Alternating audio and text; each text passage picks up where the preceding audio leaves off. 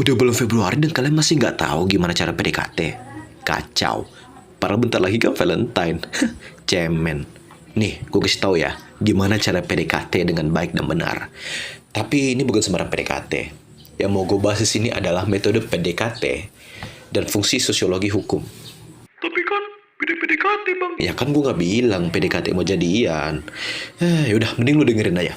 Pendekatan sosiologi hukum itu dibagi menjadi dua, yaitu metode pendekatan yuridis normatif dan yuridis empiris. Yuridis normatif itu pendekatan yuridis yang berfokus pada kajian norma-norma hukum yang tertulis. Contohnya itu kayak peraturan perundang-undangan, putusan pengadilan, dan doktrin hukum.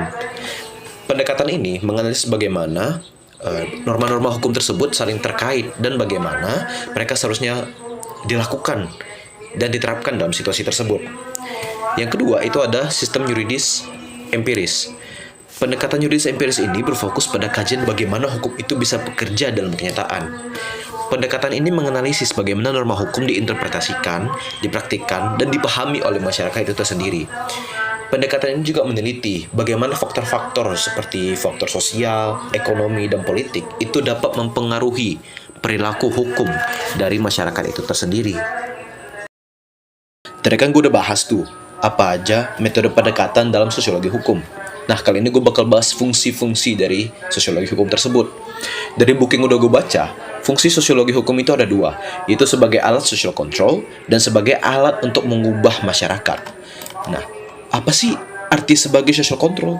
Nah, sosiologi kontrol itu memiliki peran penting dalam menjaga keteraturan dan stabilitas sosial. Sosiologi itu dapat membantu masyarakat itu untuk memahami norma-norma dan nilai-nilai sosial, menganalisis patologi sosial, meningkatkan kesadaran dan toleransi, serta memperkuat solidaritas dan integritas sosial. Nah, itu sebagai alat social control. Yang kedua itu bisa sebagai alat untuk mengubah masyarakat.